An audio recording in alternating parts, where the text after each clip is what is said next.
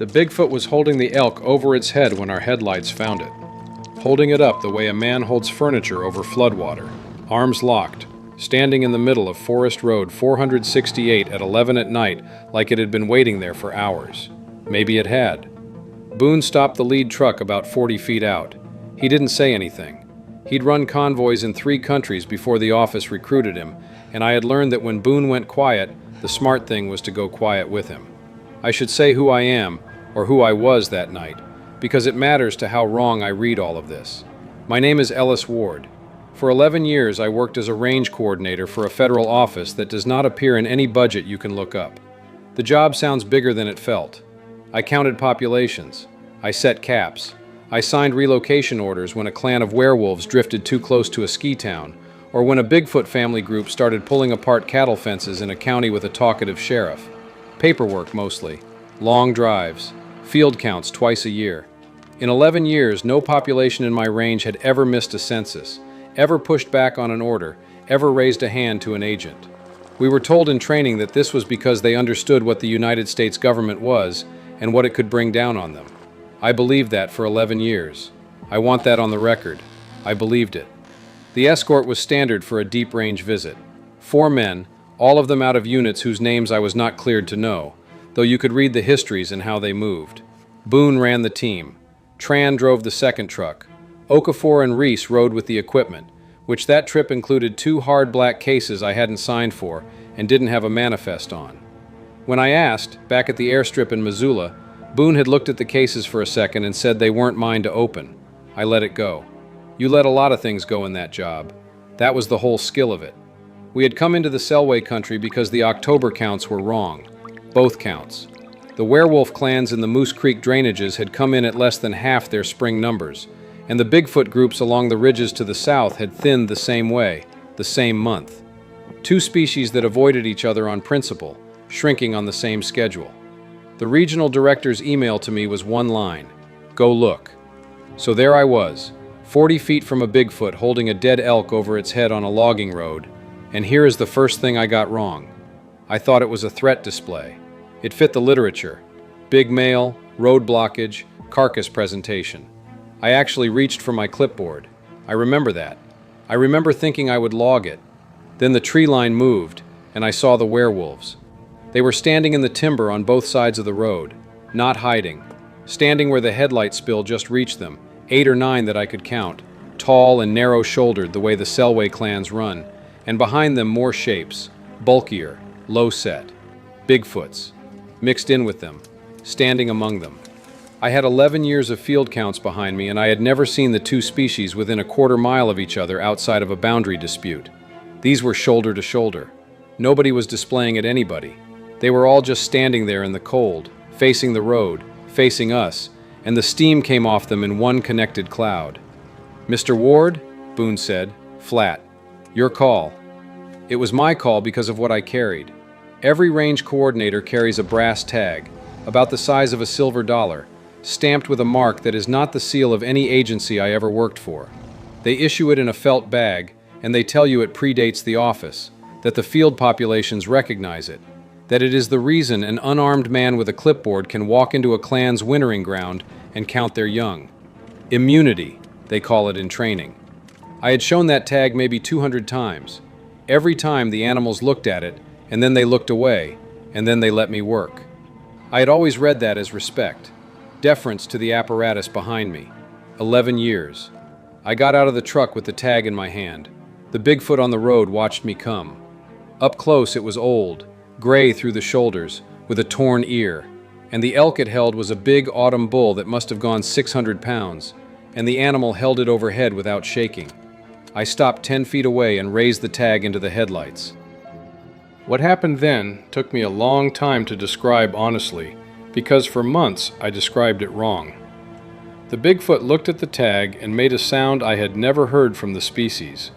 Low, sustained, from somewhere under the breastbone, a sound with a shape to it, almost worked, almost like speech, and it knelt. It brought the elk down and laid it on the gravel between us, and it pushed the carcass toward me with both hands, and then it backed away with its head down and its palms turned up. In the tree line, all of them, both species, lowered their heads at once. I stood there holding my little brass token, and I felt like a king. I am ashamed of that now, but I felt it. I thought, they have come to the government for help. Whatever war has taken half their numbers, they are surrendering it to us, offering tribute, asking their curator to step in. It made sense of everything. The merged groups, the missing counts. Two nations that hated each other, driven together, coming to the man with the tag. I turned around to tell Boone to get the sat phone up, that this was going to Missoula tonight. Boone wasn't looking at me. None of them were. All four of my escort were looking east, past the road, up toward the high basins above Moose Creek, the one piece of my range that has sat blank on the census maps since before my time. A standing rule, the only hard one the office ever gave me. Nobody counts there. The wind had stopped. I noticed it the way you notice a refrigerator shutting off, a hum you didn't know was there until it quits. The whole drainage had gone still, and inside that stillness the air was doing something in my back teeth, a pressure, a slow, soundless push, like the moment in an airliner before your ears clear. Then it came down off the high country. I won't call it a roar because a roar has edges, and this had none. It came through the ground first, up through the gravel and into my ankles, and then it was in the air all around and inside my chest. One long tone too low and too large to have a direction, and it kept going. It kept going. 10 seconds, 15. The elk carcass shivered on the road with it.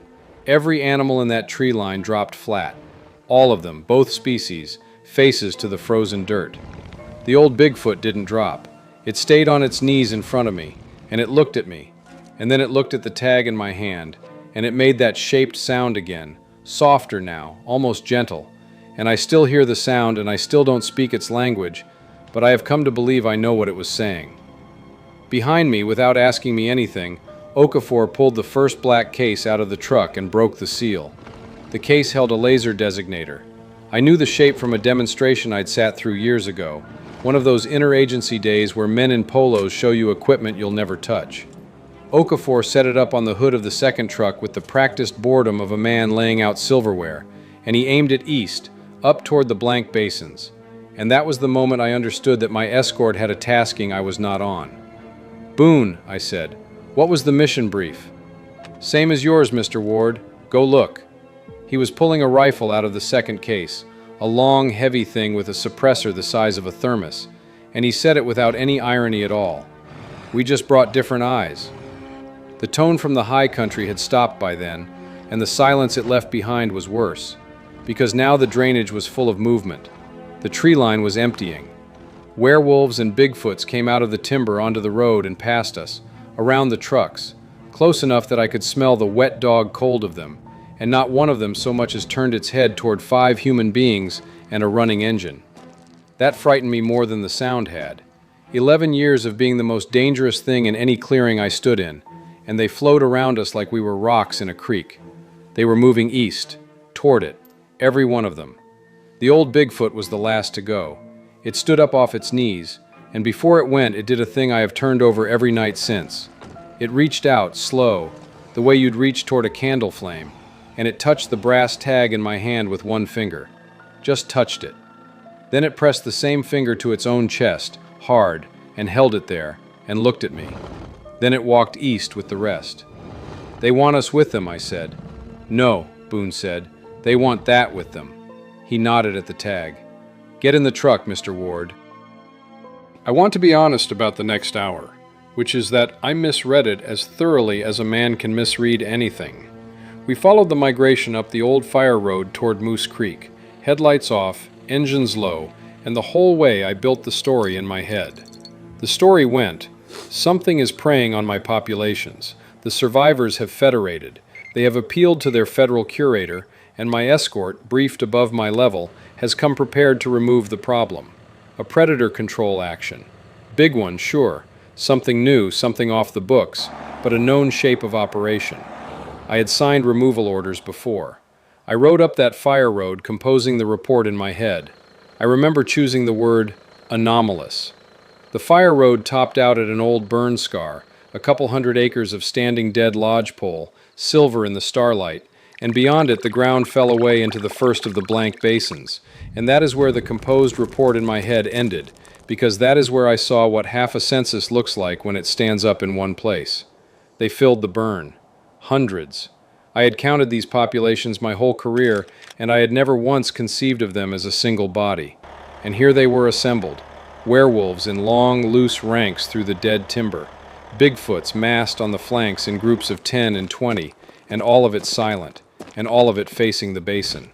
The steam of their breathing hung over the burn like ground fog. Tran said something in Vietnamese, quietly, that I didn't ask him to translate. We left the trucks at the tree line and went forward on foot to the lip of the scar, and Boone put me behind a granite boulder the size of a shed and told me that whatever happened, my job was the tag. Keep it on my body. Keep my body behind the rock. I asked him what the tag had to do with anything, and he looked at me for a second too long. And in that second, I caught the first true glimpse of the thing I'd been standing inside for 11 years. "You never wondered why they let you count them?" he said. Then he moved off along the lip with the rifle, and I never got to ask him anything again. The basin below the burn was maybe 2 miles across. I could not see the floor of it. I don't mean it was dark, though it was. I mean there was a place down there where my eyes stopped working, a region of the dark that had texture and slow movement to it, the way deep water has movement. And the longer I looked at it, the more my stomach insisted it was not looking at a hole, but at a surface, at a back. It had been lying in the basin the whole time. It was the basin, near enough. The blank spot on my maps was not a rule about where we didn't count. It was an outline. The animals felt it move before I saw anything. A shudder went through the whole assembly, hundreds of bodies flinching as one, and then the front rank of werewolves began to sing. That's the only word I have. It started with a few and spread along the line, a rising and falling howl in layered pitches, and the Bigfoots came in under it with a pounding, palms on dead timber, on the ground, on their own chests, and the burn scar turned into one enormous sound. And I crouched behind my boulder with my heart slamming, and I thought, war song. They're working up their courage. Here it comes. Second misreading. Last one I gotta make for free. Because the sound wasn't ragged the way courage is ragged. It was ordered. It had turns in it, repetitions, calls answered across a quarter-mile of dead trees in clean time. And about a minute in, my body understood before my head did. Understood it in the skin of my arms. I had heard this shape of sound before. Small, and in a different mouth, but the same shape. The old Bigfoot on the road had made a piece of this same music at my brass tag. They weren't singing at the thing in the basin to defy it. They were singing to it. The dark on the basin floor gathered itself. I felt it in the ground first, the granite under my hands going live with a slow, grinding transfer of weight, tons and tons of something redistributing, and the pines behind me hissed with a wind that came from nowhere, sucked downhill toward the basin, as if the whole night was being inhaled. Along the lip to my left, I heard Okafor's designator hum, and Boone's voice, very calm on the radio, reading a string of numbers to somebody who was not in Missoula, somebody he called by a word I didn't know, and the last number was still in his mouth when the basin opened its eye. I say eye. It was a light, sudden, and lidded, low down in the dark mass, a deep furnace amber that did not cast a glow on anything around it, which is not how light works, and I could not look away from it, and I could not look at it, both at once. The singing across the burn rose to a pitch that hurt and then stopped. All of it. Hundreds of voices cut in the same instant, clean, like a cord pulled from a wall. In the new silence I heard, very small and very close, a tapping. It was the brass tag. It was shivering against the zipper pull of my jacket, jumping on its cord like a fish on a line, and it was not shivering with my heartbeat, because it was faster than my heartbeat. And then it wasn't tapping anymore, it was pulling, leaning off my chest, pointing downhill into the basin, at the amber light, the way iron points at a magnet. The old Bigfoot touching the tag, then its own chest. The 200 animals in 11 years who looked at that brass and looked away and let me walk among their children. They had never once been deferring to my government. The eye in the basin rose. 10 feet, 50, 100, smooth, and a shape came up under the stars behind it, blotting them out in a long, widening wedge, and it kept widening, and my mind kept trying to close the shape and couldn't, and beside that shape the assembled armies of two nations looked like frost on a window. Boone shouted one word down the line. It might have been my name. Then the wedge tipped forward and came down the mountain at us, and the last ordinary thought I had was that the report would have to wait. I don't have the height of it in order. I have it in pieces, and I'm going to give you the pieces the way I got them, because putting them in a clean line would be a lie about what it is to be a man behind a rock while something the size of weather makes up its mind about a mountainside. The first piece is the impact of it coming off the basin wall. It didn't land the way an animal lands. The ground didn't jolt once. It rolled, a long wave through the granite that lifted my boulder and set it back down an inch out of true. And I know it was an inch because in the morning I found the pale ring of lichen it had stood on for 100 years, offset like a lid put back wrong. Dead lodgepole went down across the whole eastern face of the burn in one motion, not falling trees but a falling forest, and the sound of that was the only part of the sound my ears could hold. The rest of the sound was in my lungs. It pushed the air in me around like water in a tipped pan. The second piece is that the armies didn't run. I keep telling people this and they keep hearing it wrong. Hundreds of werewolves and Bigfoots on that burn, and when the shape came down among them, they didn't scatter. They surged toward it. And I crouched there in the roar with my mind scrambling for a story that would hold that. And the only stories I had left were the two that had already collapsed under me on that road and on that lip. Not tribute, not defiance. I watched the front ranks of the werewolves go in low through the downed timber, straight at a wall of moving dark, and I understood that whatever the truth of it was older than any word I'd brought up that mountain. Then Boone's people did their work, and everything after that is the war I was promised in training, the war between the monsters and the apparatus, except I had the sides wrong. I had everything wrong. The designator's tone changed. I couldn't hear it, but the tag heard it. The brass went hot against my chest, actually hot, and off to my left in the dark, Okafor said, "Sparkle on," in a voice as level as a dial tone. And 40 seconds later, the sky above the cellway made a sound like cloth tearing the length of the horizon, and the basin turned white. I was looking downhill when it hit. I shouldn't have been. The flash took my sight and gave it back in pulses, and in the pulses I got still images, and I'll set them down plainly. A wing. I hadn't known it had wings until the light drew one for me, half open, raised against the blast the way a man raises a forearm. A wing with the span of the burn scar itself, and the ordnance that should have opened a crater in the mountain bloomed against that wing and ran off it in sheets of fire like rain off a roof. Another pulse. The long neck, low, the furnace eye shuddered against the light. Another pulse. Werewolves and Bigfoots in mid-charge, hundreds of them, lit white, casting shadows uphill at me, and every single face turned not toward the fire, but toward the thing sheltering under its own wing. And even blind and concussed, I could read those faces. They weren't attacking it after all. They had surged toward it to defend it. Two more of those tearing sounds crossed the sky. Two more white blooms. Between the second and third, the thing stopped sheltering. I can only tell what came up the hill at us through the signals that reached me behind the rock, because I went flat and stayed flat, and my averted face is the only reason I can tell it at all. Heat came first, one hard wave, not fire touching me, but the announcement of fire arriving somewhere near, and the standing dead trees around my boulder lit up amber on their western sides, like a sunrise had been switched on behind me. Then the section of night where Okafor's dial-tone voice had been became a place with no voice in it. The radio in Boone's hand, far off to my left, kept saying a word, one word, repeated, and then the radio was a sound falling away downhill, still repeating, and then it wasn't. I would like to tell you the escort's ending as 4 stories. They were 4 men who had walked me past every dangerous thing in my range for 3 years, and they deserve 4 stories, and I don't have them. I have this.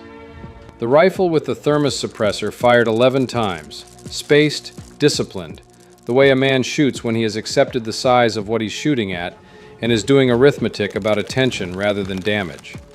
Buying seconds, spending himself in seconds. On the 11th, the mountainside under me flexed. One great weight coming down close, and the firing was over.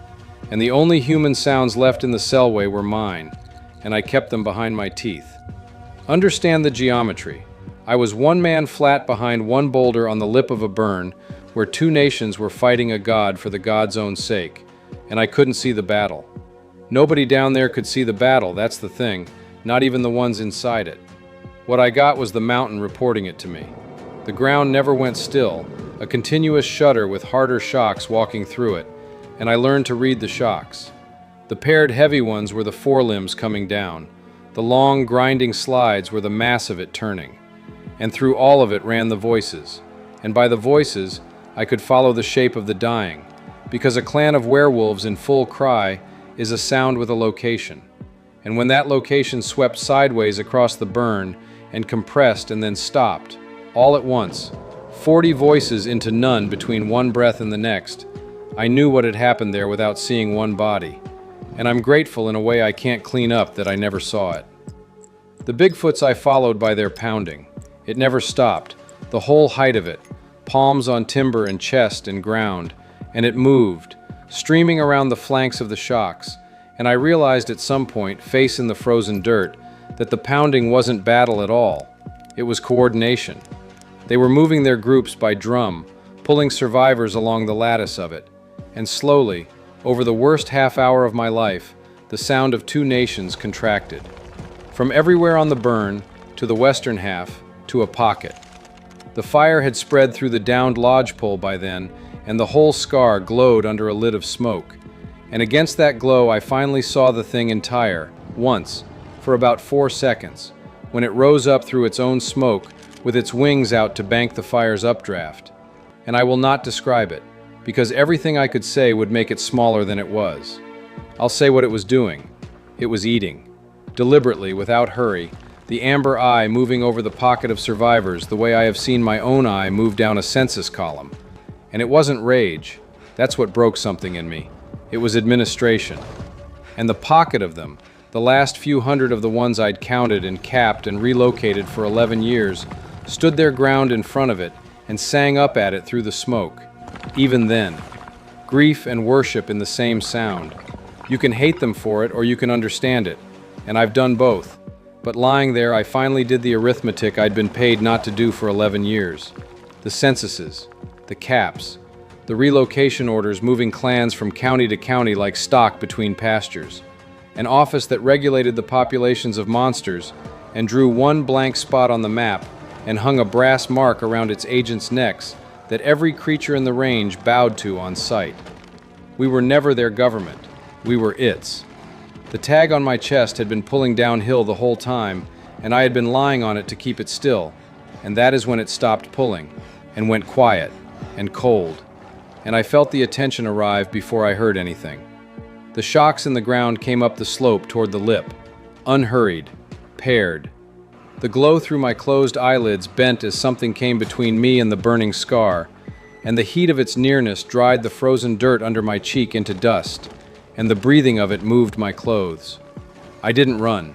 I want that understood, and I don't claim it as courage. There was no direction called away. It was around me the way a storm is around a house. Something came down on the granite beside my head. Not on me, beside me, delicate. A contact the size of a door lay down with the care of a fingertip, and the boulder I sheltered against split with a low tone I felt in my molars, and the two halves eased apart like a book opening, and I was lying in the open, in the firelight, at the foot of it. I looked up because there was nothing else left to do. The eye was above me. The furnace color of it filled everything, and it did not glow on me. And this close I understood the wrongness of that at last. It wasn't light coming out. It was attention, and attention doesn't cast a shadow. It came down through the smoke, closer, the size of a pond, lidded, old, and it stopped an arm's length over me, and it looked at me, and I lay in its heat with my 11 years of paperwork, and I felt it read me the way I had read census columns, line by line, without hurry. Then the great head tilted.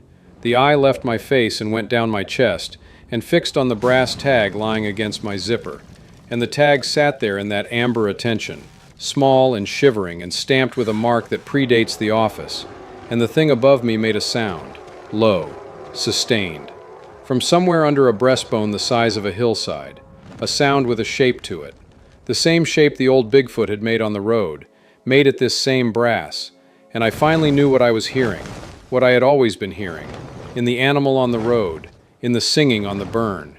Not language, liturgy. The head rose away from me, the heat withdrew. The paired shocks turned and walked back down into the glow, unhurried, a keeper returning to its pen, and the smoke closed over the amber eye, and far below the last of the singing bent to meet it. I lay in the split rock and did not move for a long time, and the tag lay on my chest, ice cold now, spent, like a coin that has finally been accepted. Dawn came up brown through the smoke.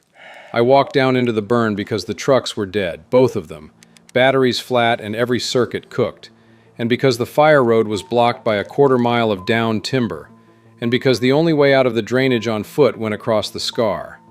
Those are the reasons I gave myself. I'll leave them as I found them. The ground was warm through my boots. Not burning anymore, just warm, breathing steam out of the black soil the way a field does after summer rain. And the standing dead trees were gone, all of them, pressed flat in one grain like the nap of a rug brushed by an enormous hand. I walked on top of the fallen trunks where I could. The ash was ankle-deep between them, and it moved in slow curtains when the morning wind came through, and the wind was the only sound. I want to be exact about that. A drainage that size holds squirrels, ravens, jays, running water under ice. There was nothing. The cellway had been emptied the way a plate is emptied. I did not find what I was afraid of finding. I need to say that plainly because I know what a burn full of ash after a night like that ought to hold, and it did not hold it. The scar was clean, swept.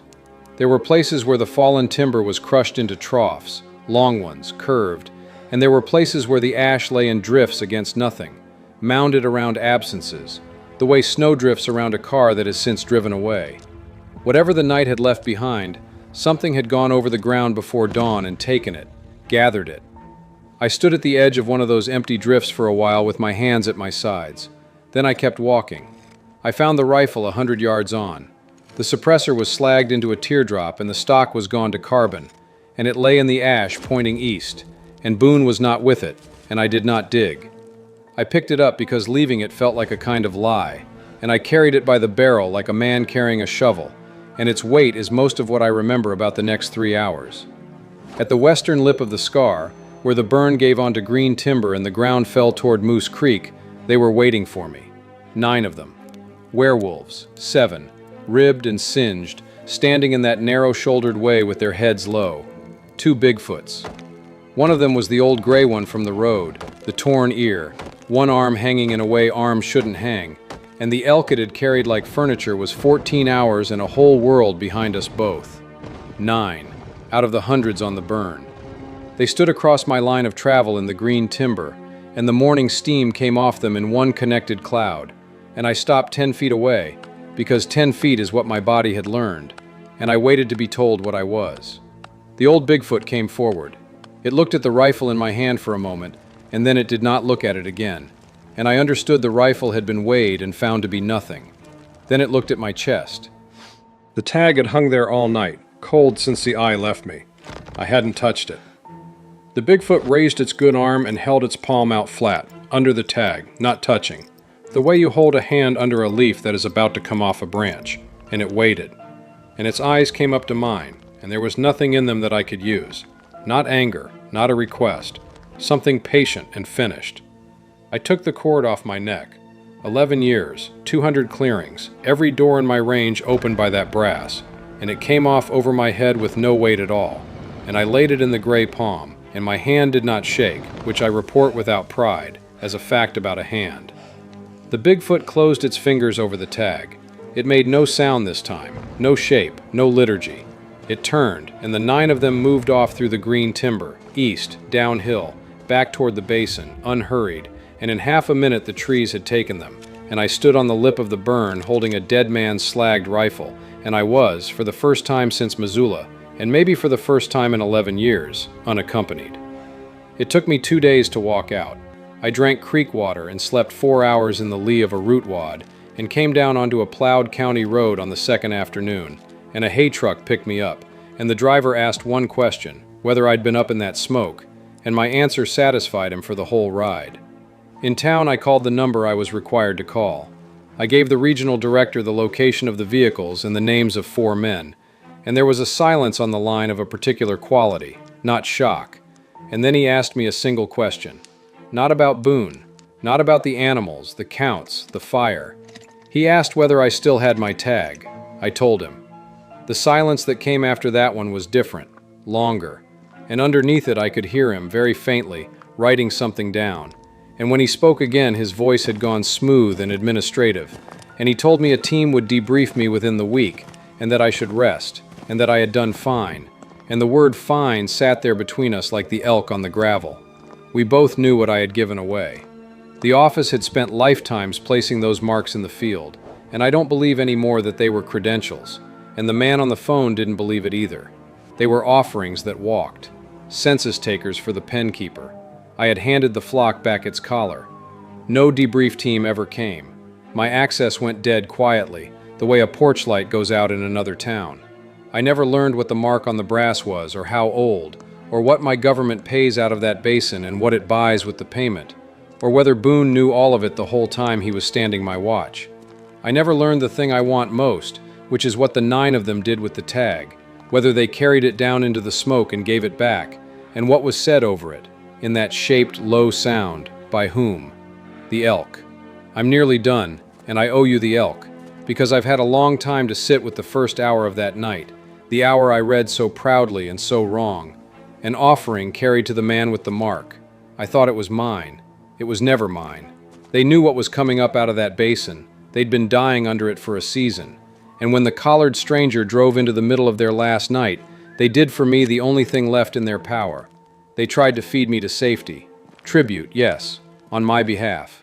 9 survivors watched a stranger walk out of the pen alive, and the price of my life had been laid on the gravel of Forest Road 468 before I ever showed them my brass, and I stood over it with my clipboard, counting. Last spring I drove back. One time. I am not employed by anyone who could send me, so it was a private citizen in a rented pickup who parked at the closure gate on 468 in the first week of May. The road is signed now, wildfire damage, no entry, and the sign is federal and new. I got out and stood at the gate in the early light. The gravel in front of the gate was scattered with fresh elk sign, tracks and droppings, a heavy animal, moving easy. Somewhere far up the drainage once, something knocked on timber, 4 beats, spaced, and stopped, and did not come again. I stood at the gate a while longer. Then I bent down, picked a brass-colored stone out of the roadbed, set it on the top rail of the gate, and walked back to the truck.